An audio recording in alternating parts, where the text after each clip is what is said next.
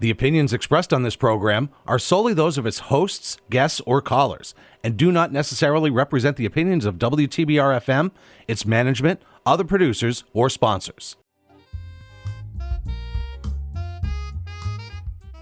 Welcome to Living Well into the Future with your host, Julie B. Adler.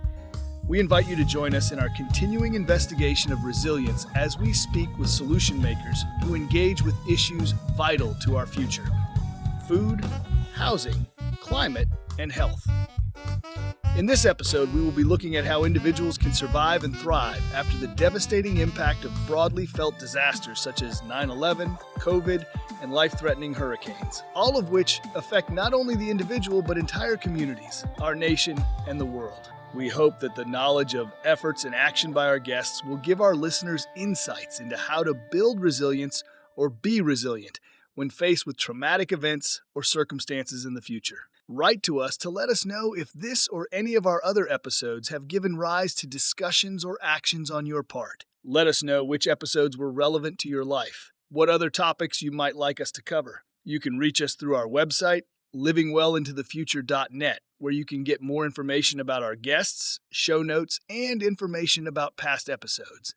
Or you can write to us at lwitf22@gmail.com. Welcome. I'm your host, Julie B. Adler. For the last several months, we've been talking and thinking about resilience. Listeners have told me that the episodes have triggered discussions with friends and family. That's our goal.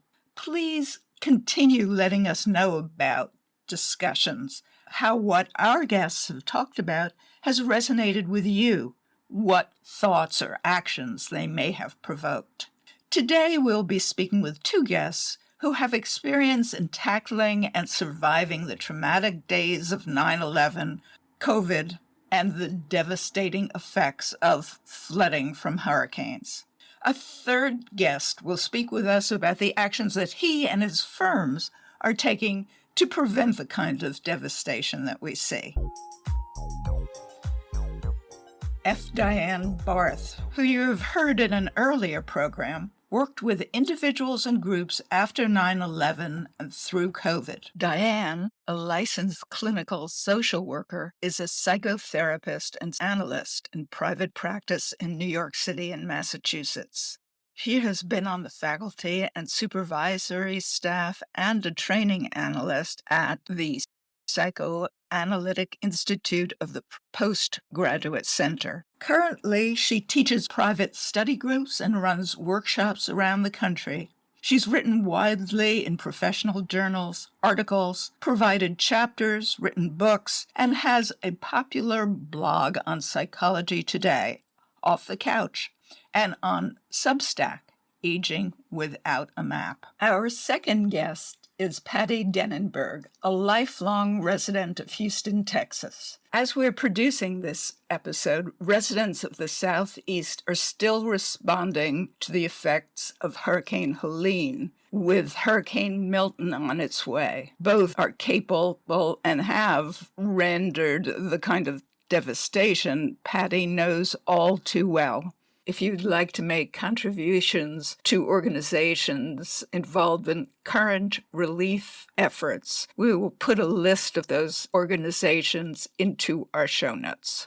While extreme weather events were the norm in Houston, Patti felt secure in her home located within a 500-year floodplain, with a chance of a once-in-500-year event happening slim. That changed in 2015, with 3 devastating floods culminating in 2017 with the killer Hurricane Harvey. Here's how Patti describes her experiences. The first would be what is called the Memorial Day flood in Houston, which happened in 2015, which was the biggest flood. 12 months later was the Tax Day flood on April 15th. And then a year and 2 months later was the whopper Hurricane Harvey, which did everybody in. But the Memorial Day flood was the first one, which was so bad. Never seen anything They prepare and they talk, and the news media, and it's all that they talk about. The grocery stores were empty. People were hoarding food and hoarding everything that you could get your hands on. And the day before was absolutely beautiful with blue skies and no humidity here in this city. And then all of a sudden, the Memorial Day flood comes, and we got about 25 inches of water. And when it's water in your house, it doesn't matter if it's an inch or two, or if it's 3 feet, 4 feet. And it wasn't rainwater, it's bayou water, because I'm surrounded by bayous. And that's the water that flooded all of our homes. For our third guest, we turn to Alex Ramirez, a landscape architect who is a principal in the award-winning landscape architecture firm Design Workshop, with projects around the country and abroad. As you will hear from Alex in Houston, he and his firm are working to increase resiliency one project at a time. Longtime listeners of Living Well into the Future may remember episode 16, Beyond Sustainability, when we spoke about regenerative practices that actively contribute to a thriving planet. One of our guests was Heather Venhouse of Regenerative Environmental Design.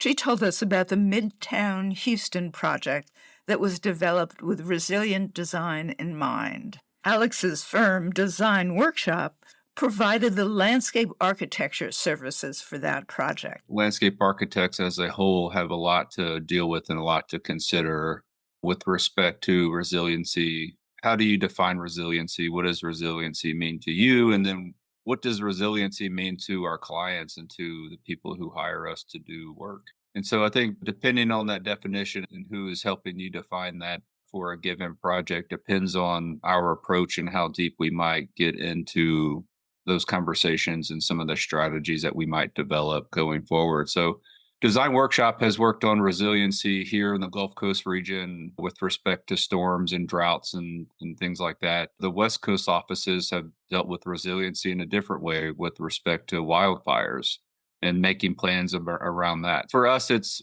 one issue, one problem. On the West Coast, it's a little bit different. They deal with droughts and wildfires, and so that approach is different than what we think about here. I think because we've been around for over 50 years, we have a wide range of knowledge from the experts we have in our offices and the consultants that we've worked with over the years. I think it affords us the opportunity to look at things holistically, step back and plan regionally, but also be able to get down into the nitty-gritty of a specific site, make recommendations for improvements in an urban park, in a street corridor, in an arboretum, so you can start tackling the problem on a case-by-case basis. It's too hard to make a regional plan and dedicate millions of dollars to implement a huge plan. It has to be done on a case-by-case. It's about how can the sum of each project create a greater whole. And so as landscape architects, I think we're all pulling the same direction, and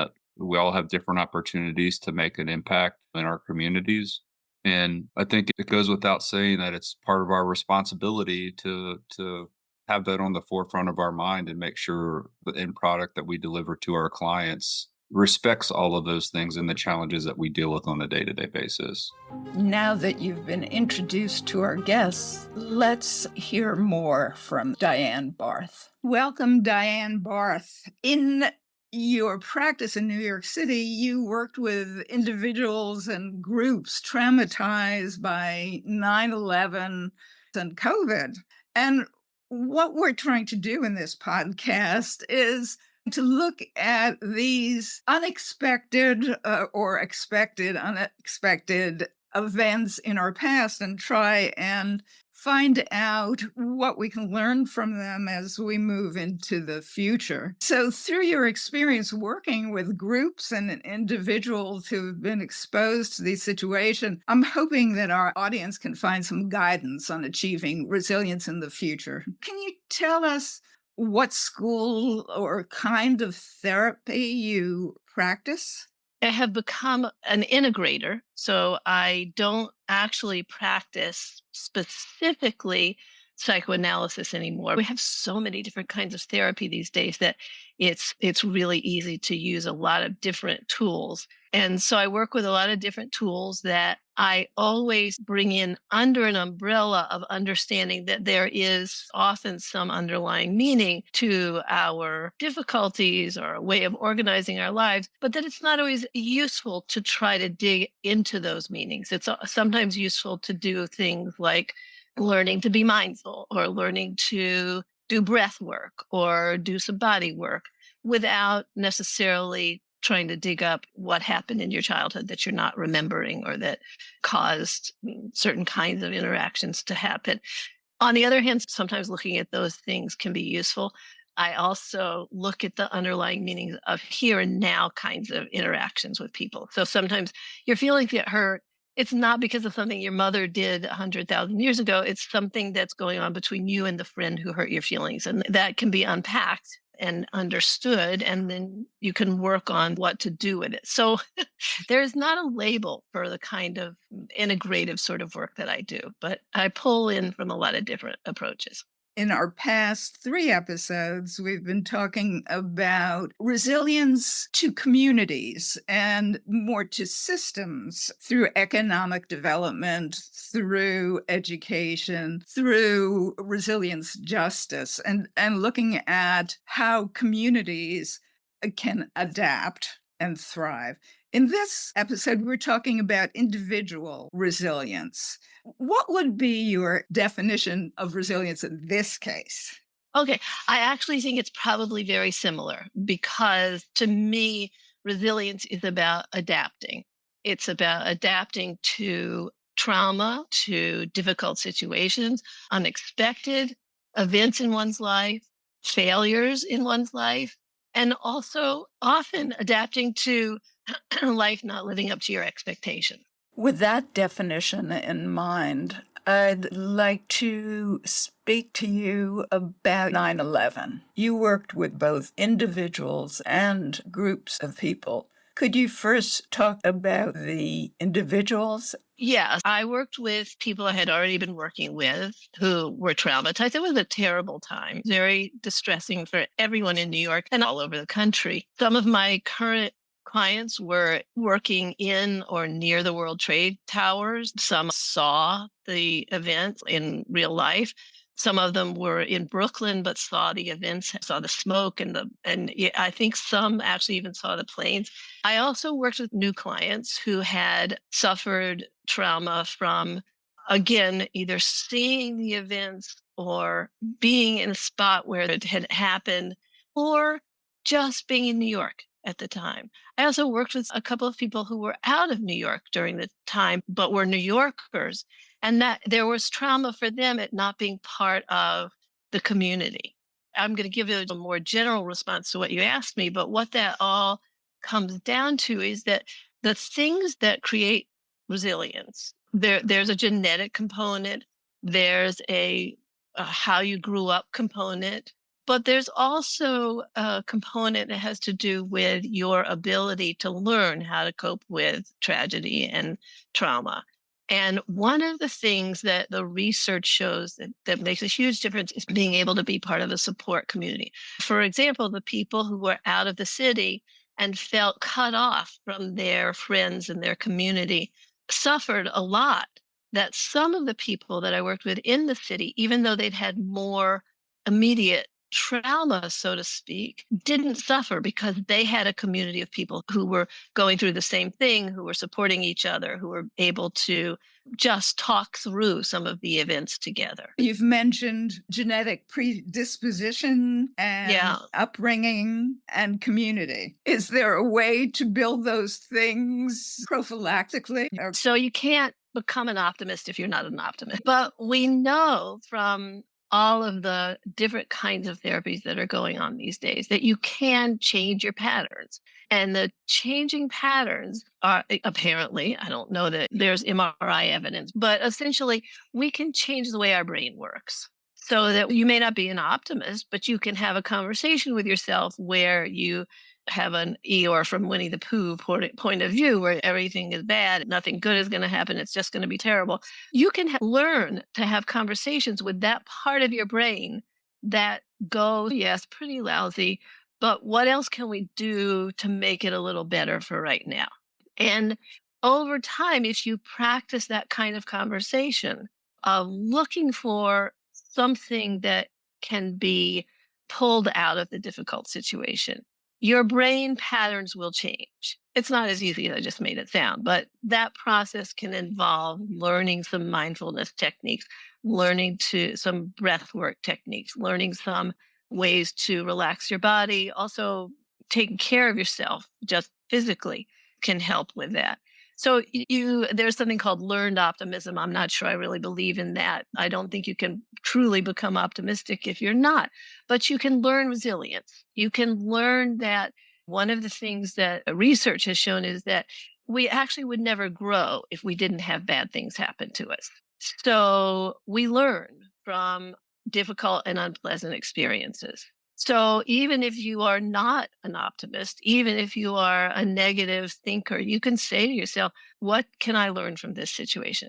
What can I do that can make it a little different? I learned a huge amount working with people during both of these incidents. But during COVID, one of the things I learned was that some people were able to say, okay, this is awful. I can't stand the fact that I can't go out. I can't be with anybody. I can't do the things I like to do. But what can I do to make this as good as it can be? And people were so creative in what they developed in terms of internet pods and communities and people with young children finding ways to have a group of young children that their children could associate with, who just, that's all they associated with. Or older men and women whose grown children came back home, used it as an opportunity to spend time with their children that they knew they would never get again and that they would not have gotten if it hadn't been for COVID. That didn't make COVID better. COVID was a terrible time. And that's part of resilience. You have to acknowledge how bad things can be and how that you're suffering.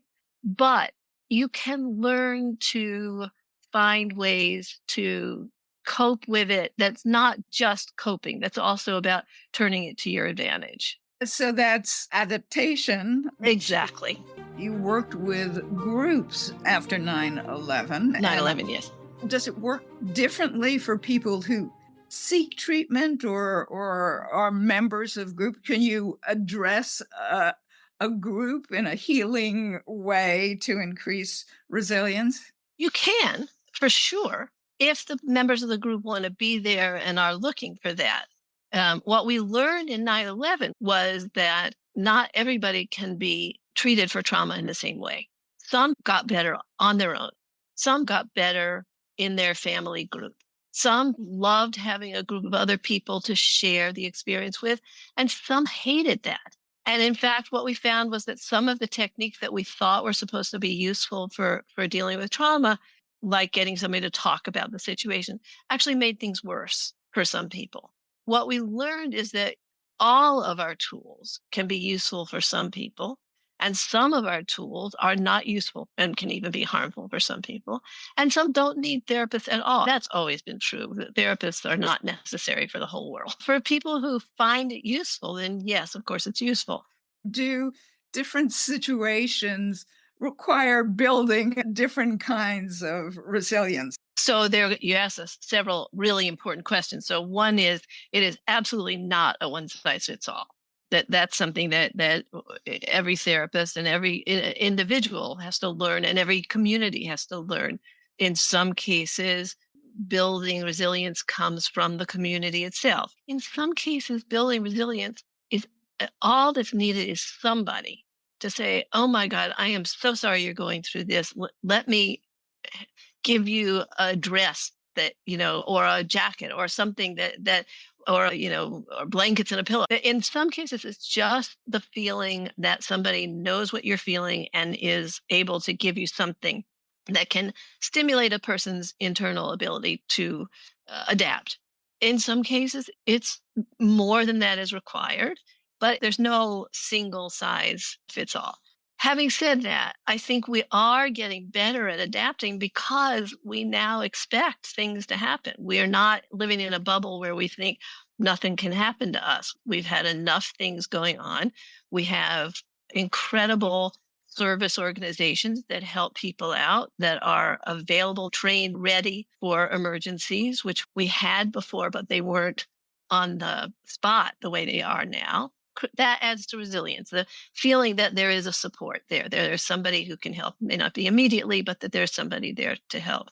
We also understand so much more about grief than we maybe ever have. And so helping people grieve in their own way with support when asked for or necessary is really important. We have tools for dealing with people who can't get thoughts out of their head.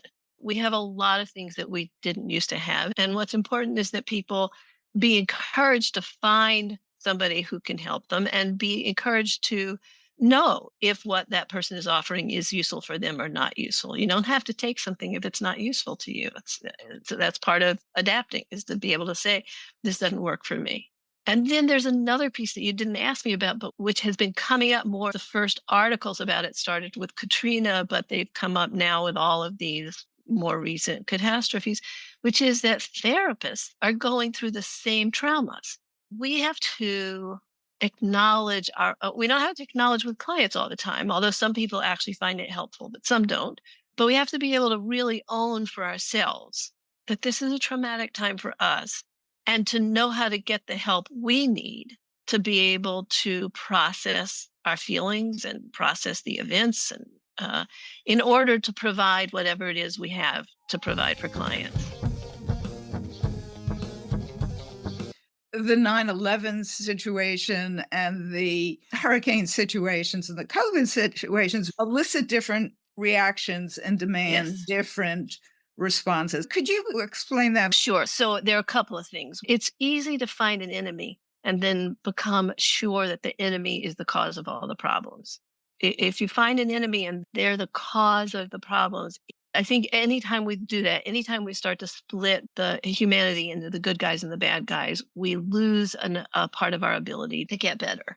The motivation for that is part of what makes people able to adapt, which is the motivation to have a community, to have people that we feel connected to and supported by, and to use that to build our own strength. So I think that the work often in any kind of situation like this, and one of the lessons that it's important to have learned, is that the more you can build a community rather than tearing down a community, the more adaptive you're going to be. And that goes also to the point that I think I was making before, that if we stop thinking that this should not have happened, and we start to think, okay, it happened, it is terrible, I'm grieving, I'm hurting, people I love are grieving, are hurting, but we accept it, then we are able to delve into our own strengths and help people delve into their strengths, to take action, which is extremely important, to change things. And the more we can take action to change things or to make things different so that next time maybe it doesn't happen quite the same way, the better prepared we are, the less we feel like victims, and the more we feel like we have some sense of agency, some sense of, we don't have control over these things, but we have control over a response to them. Personal agency is extremely important to resilience, and it doesn't mean that we can change events. It means, why don't we have some control over it in some small way in the here and now? What little things can we do? And a lot of times for a lot of people, that was doing something for somebody else. A wonderful example I have is there were people who developed online scavenger hunts during COVID, and they brought in a whole community of friends, acquaintances, other people they didn't even know.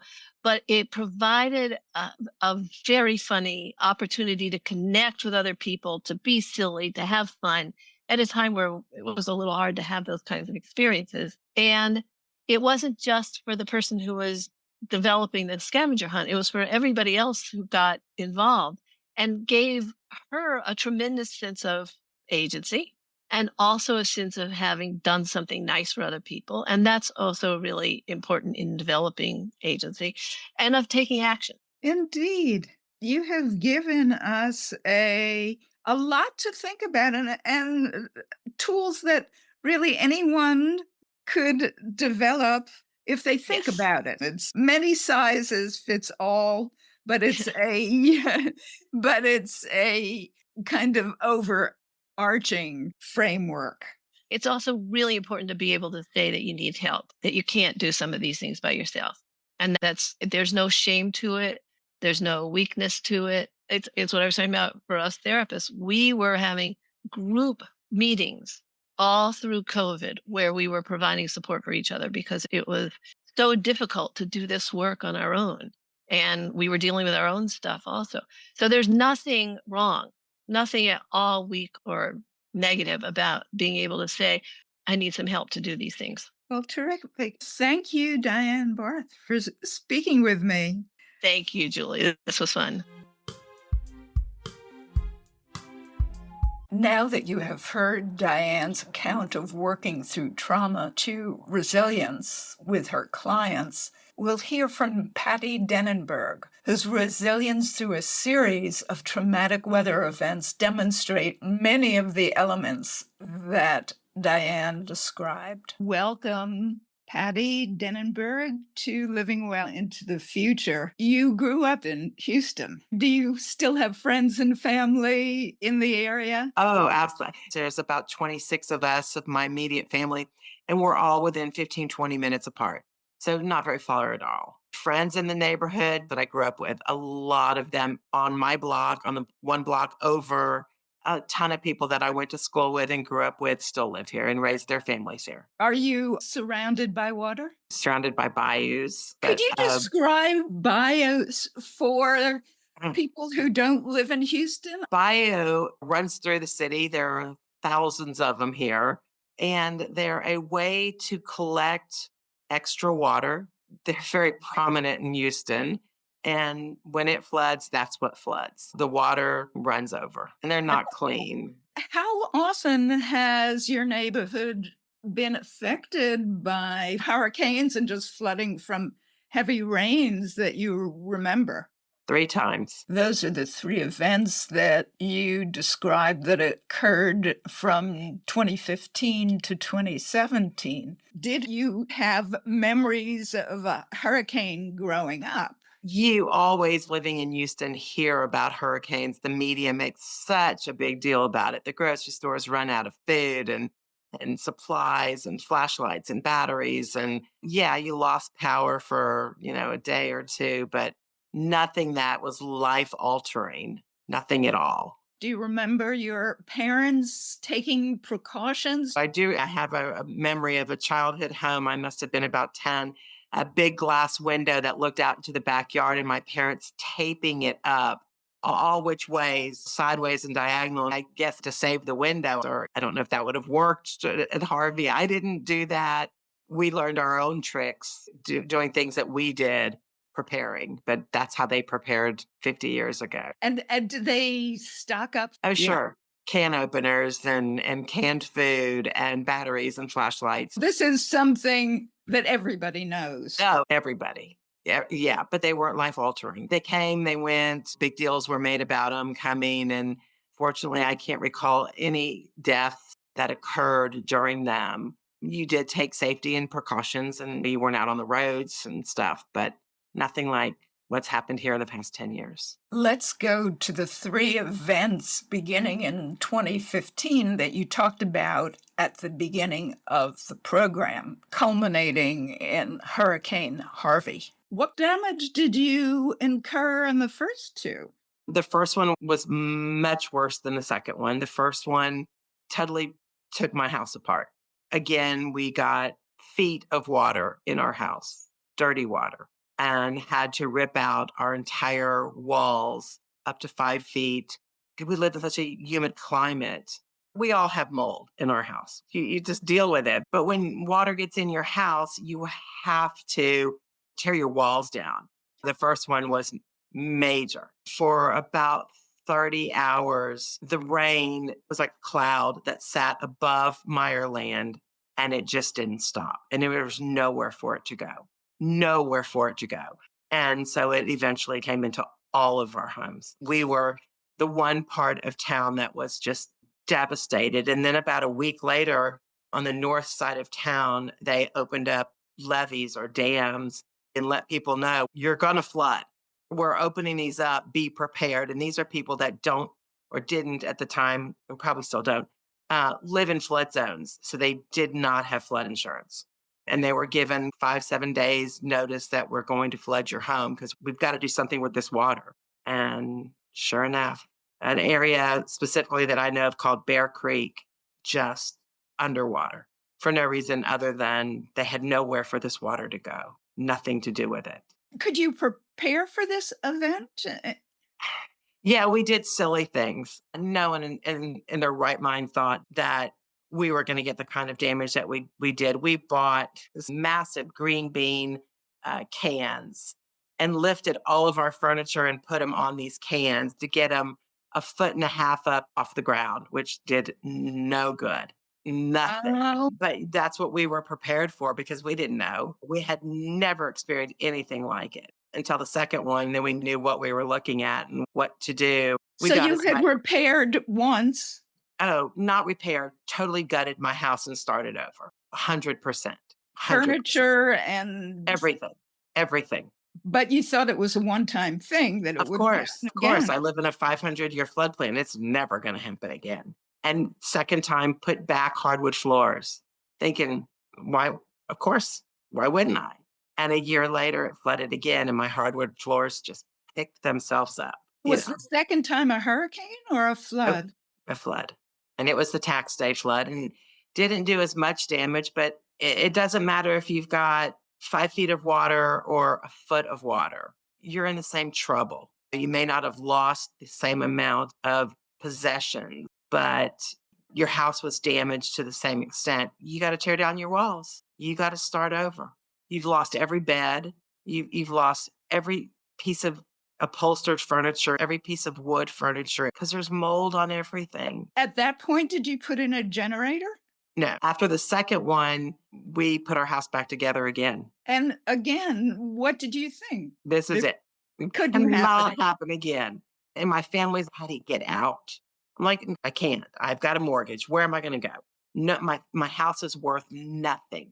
On HCAD, my dwelling was valued at $100. I had to put it back together. So I walk away from my mortgage and now I'm in trouble because I can never buy another house. I have nowhere to go, or I put my house back together. And that's what we did.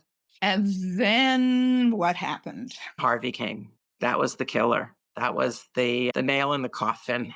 That was the worst, where people were stuck in their attics. Both my boys were living at home. My younger son had what I would call a major panic attack. And I had to be strong and trust that we were going to be okay. My house was flat roofed and he ran outside, jumped the fence and got on top of the roof thinking I could get everybody up here. And while he was up there, he looked over at our neighbor and realized, oh, wow, we could all go here. They have this massive veranda out front. It's 8, 9, 10 stairs to get to their front door. And that's where we ended up. Neighbors were very accommodating. Very much. When you left the house, could you secure it? No, we couldn't even shut the door because there was water. There was nothing to secure. There was nothing to. So had there been evacuation notices prior to? No, we definitely would have left. It seems as if your neighbors were very welcoming. And then some, yeah. So how long before you could get out of your neighborhood? We were probably next door for not quite 2 full days. No, there were like 6 families. I was the only one with kids at the time, but there were 6 families, including us, and there was nothing to do. You just sat around and waited. And boats came by, canoes and little Howard fishing boats would come by and check. And we're all sitting outside. Are y'all okay? Do y'all need anything? And we were fine. We just waited it out. Did local and federal workers help? FEMA was here and FEMA helped. We became best friends on a day-to-day basis. We talked. But my file with FEMA was so big by that third flood that I knew their number by heart. There was an apartment complex going up about a mile from my house that was a mid-rise. It hadn't even opened yet. And within 48 hours, they sold out every unit. And I have to admit, it was a lot of fun because we knew everybody. It was my whole neighborhood, all our friends. We met by Wow. the pool every night and barbecued and big party room. We would go in and watch baseball games and football games and all be together. It was a good time because we made the best out of a terrible situation. And everybody was in your boat. And that's all you would talk about is what are you doing? What are y'all going to do? Who's lifting your house? Who's lifting your house? Are you going to sell? Are you going to? It was just, and then slowly people moved out and bought and refixed and redid. And But you were in there for how long? we were there for 2 years until we rented a house. Patti, it's now 7 years after Hurricane Harvey, and the rebuilding of your house is now almost complete. Recovery is a small, slow process. Summarize what keeps you in Houston. Oh, my husband says all the time, let's go. My whole family is here. I've got 3 siblings and they're all here, and they all have kids and they're all here. And my mom is here, and we're a very close-knit family. And when we get together, there's 26, 27 of us, and I'm not going anywhere. So it's family. Family trumps all. 100%. It does. Well, Patti, thank you. You're welcome.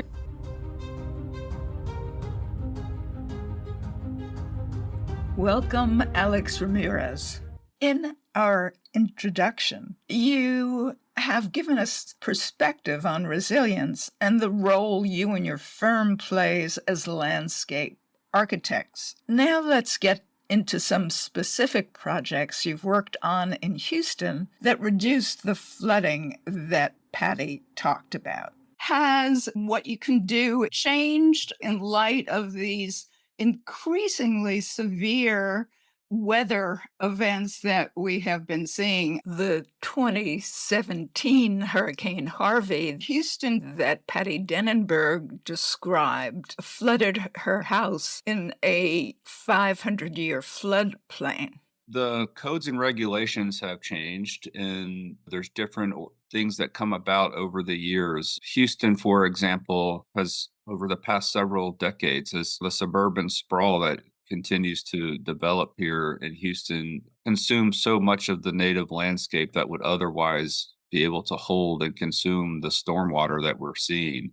But as a result of the impervious surfaces, that water now has to find places to go, right? Because of the massive amounts of development, that water really starts to rise on you faster than you might imagine. And so what was a 500-year floodplain 20 years ago is a lot different than what it is by today's standards. And so I think part of it is trying to catch up to what is that new 500-year storm, because we're seeing these storms happen more and more often.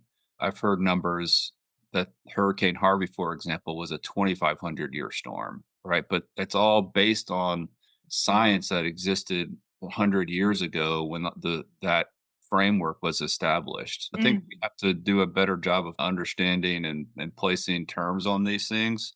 I'm not an engineer, but I do know from a landscape architecture perspective, we are trained to be able to deal with issues like this at a regional level.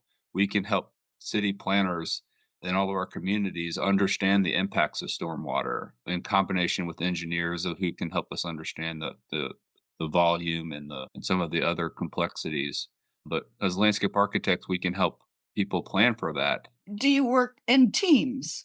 We do, yes. We often have consultant teams that we're working with, whether we're the prime consultant or the engineer is the prime consultant. We most often work in teams. And so we have very close collaborators and people who we've worked with for many years. The example in Midtown, we've done several projects with the same engineer. It takes a cross-discipline approach. I think looking at it from one perspective and one perspective only is not the best solution. It takes many people to create the right solution and implement the right solution.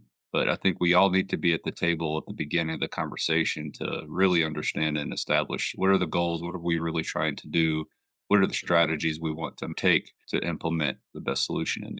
Do any projects come to mind that have the perspective of this land is subject to extreme weather, whether it's winds or water?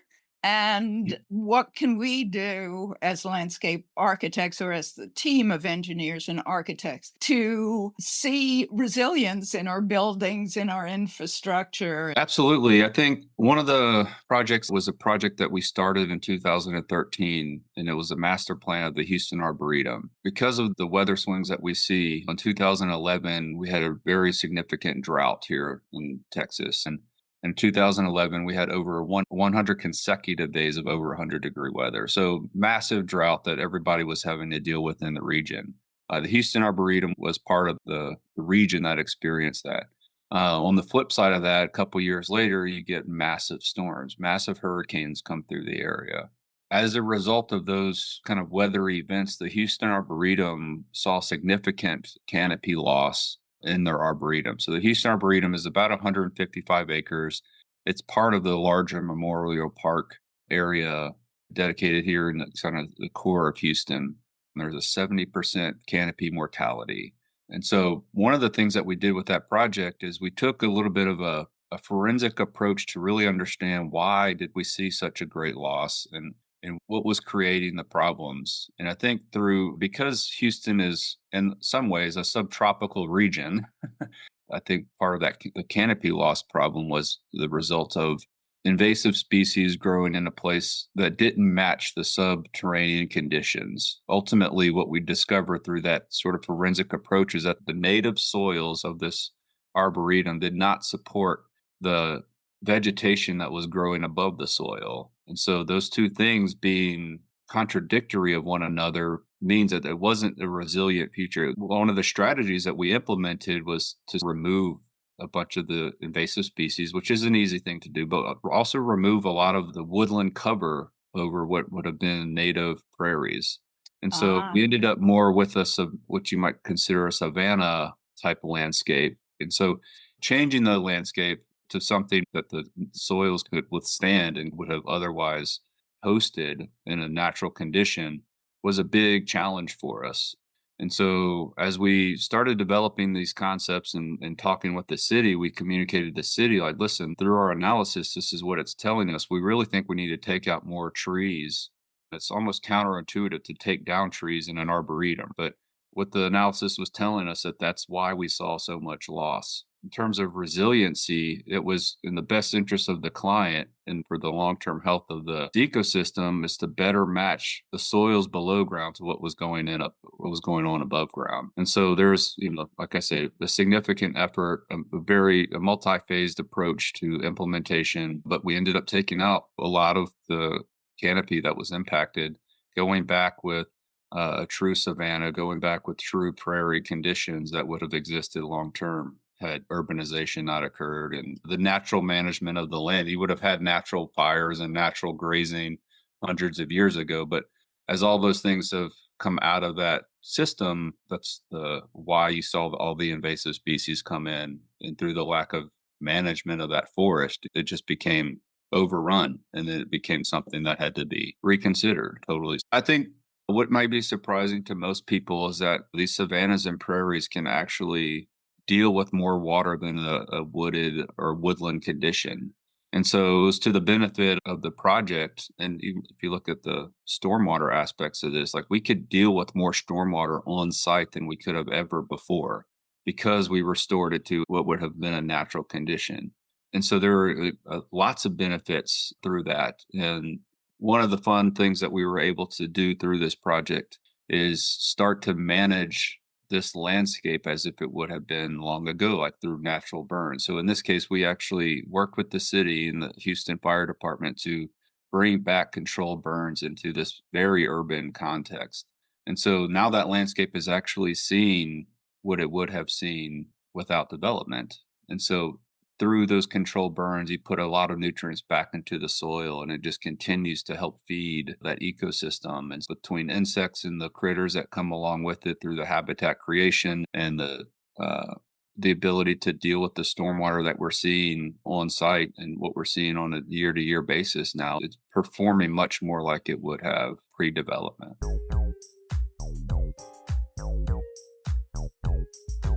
Have you worked on development or conversion of the bayous? Yeah. I guess our biggest challenge is how can we slow down water long enough to reduce the peak flow?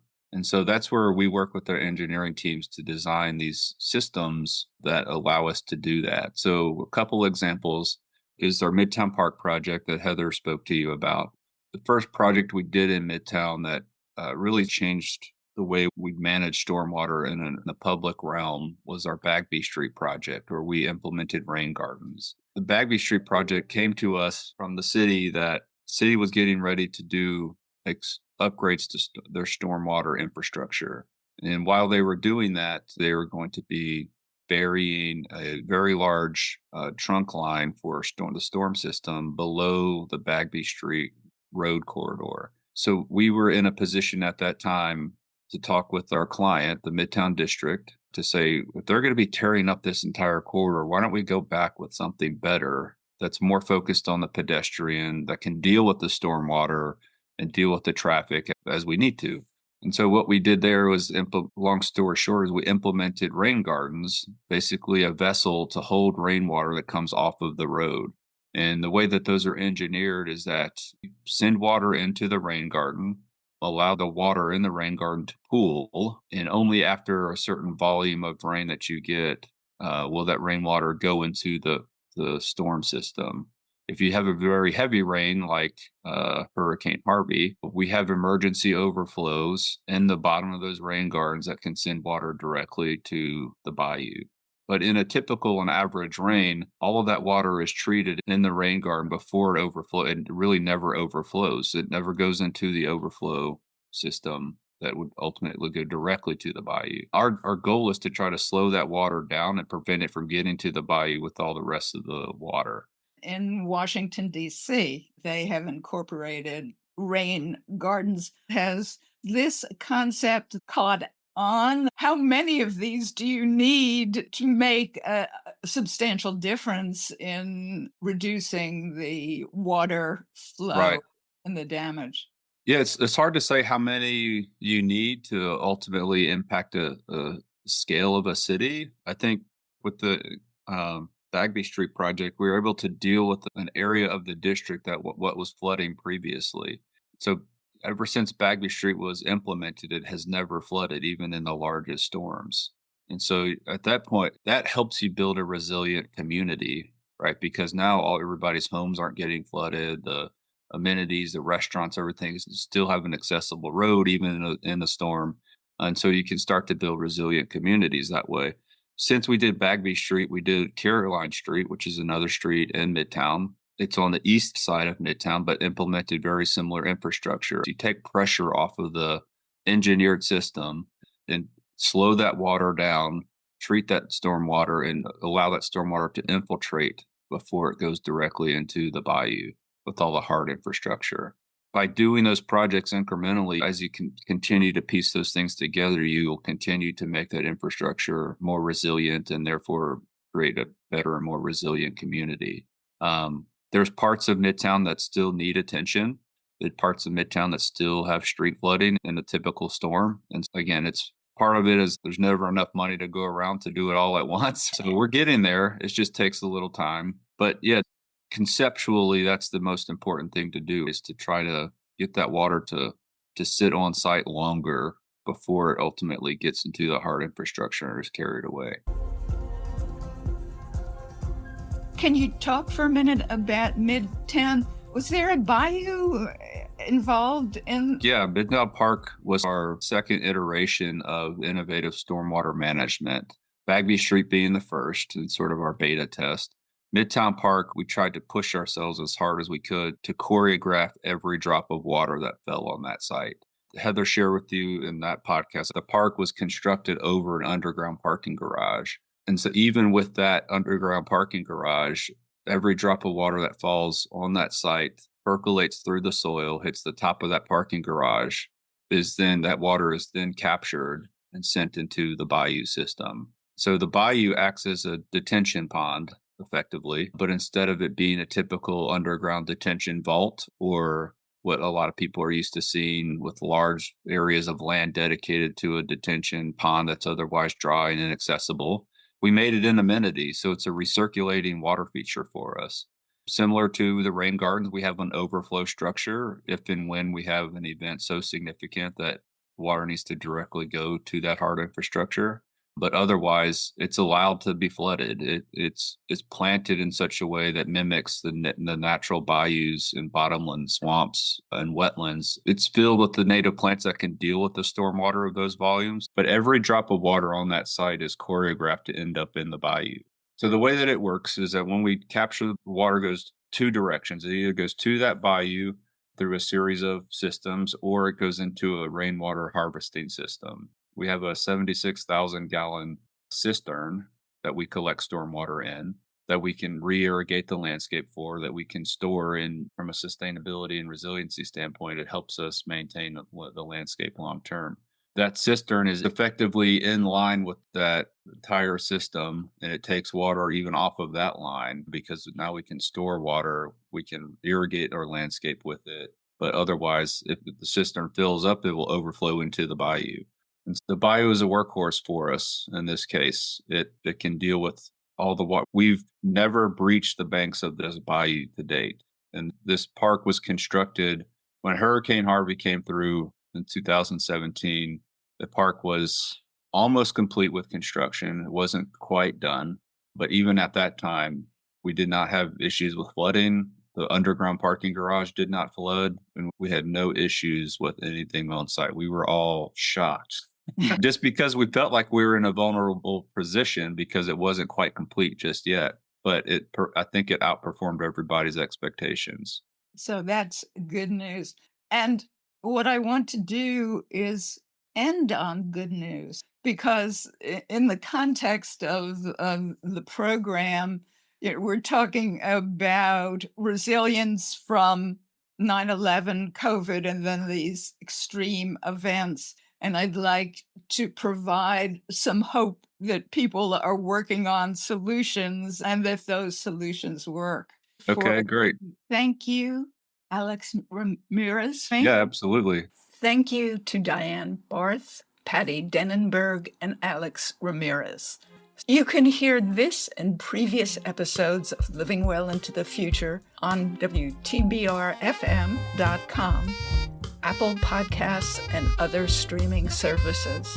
Subscribe so you don't miss a single episode. Let us know what other topics you might want to hear. Do you have any suggestions, comments? Write to us at lwitf22@gmail.com or through our website, livingwellintothefuture.com, where you can find show notes, past episodes, and information about our guests. Our thanks from me, Julie B. Adler, to Berkshire Alley, WTBR-FM 89.7 Pittsfield, and the Berkshire Eagle for their support. This podcast is produced by Julie Koppenheffer. Our music is written and performed by Michael Koppenheffer. The opinions expressed on this program are those of the guests and not of WTBR, Berkshire Alley, or the Berkshire Eagle, or the LWITF production team.